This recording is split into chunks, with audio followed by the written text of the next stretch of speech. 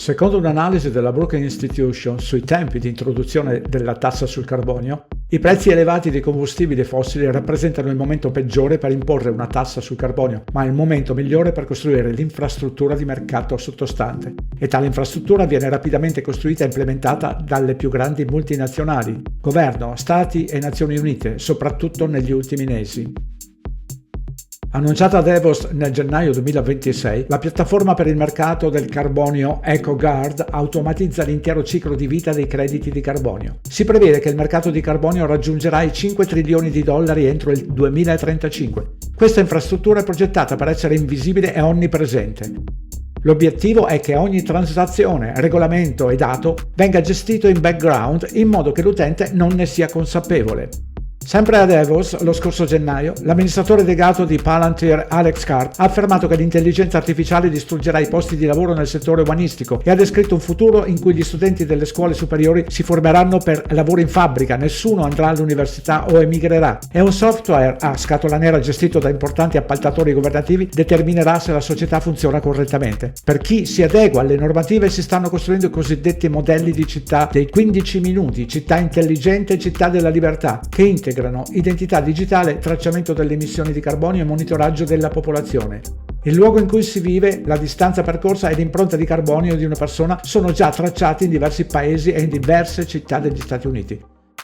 Per chi non si adegua, il settore carcerario è in piena espansione. I governi federali e statali hanno annunciato investimenti per oltre 2 miliardi di dollari nella costruzione di nuove prigioni solo nell'ultimo anno e il settore privato supera di gran lunga questa cifra. Il budget dell'ICE per le strutture di detenzione si è quadruplicato con l'entrata in vigore della legge Un grande bellissimo conto nel luglio 2025, aggiungendo quasi 11,25 miliardi di dollari alle casse dell'agenzia ogni anno fino al 2029. Il direttore dell'ICE ha dichiarato di volere un sistema di detenzione che funzioni come Prime, ma per esseri umani. E per tenere sotto controllo chi rispetta le regole e contenere chi non le rispetta, abbiamo Palantir, che ha ricevuto un contratto senza gara d'appalto dal Dipartimento dell'Agricoltura degli Stati Uniti, USDA, per monitorare la conformità di dipendenti federali al rientro in ufficio tramite analisi in tempo reale e monitoraggio continuo della conformità. Il contratto include anche un'iniziativa che fornirà a Palantir un database unificato di proprietà terriere, pratiche di conservazione, richieste di risarcimento assicurativo e dati finanziari di ogni agricoltore che interagisce con l'USDA.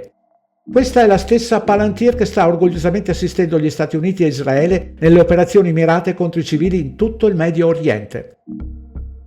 L'amministratore delegato di Palantir Alex Karp ha pubblicato La Repubblica Tecnologica nel febbraio 2025. È diventato immediatamente un bestseller numero 1 del New York Times ed è stato descritto dal Times di Londra come il manifesto sull'intelligenza artificiale che ispira il governo di Keir Starmer.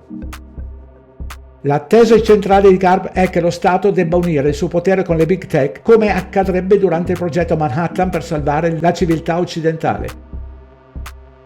Il movimento tecnocratico originale degli anni 30, di cui faceva parte anche il nonno di Elon Musk, dichiarava che la tecnocrazia è pronta per un piano per salvare la civiltà americana, qualora la democrazia non fosse più in grado di far fronte alle forze dirompenti intrinseche.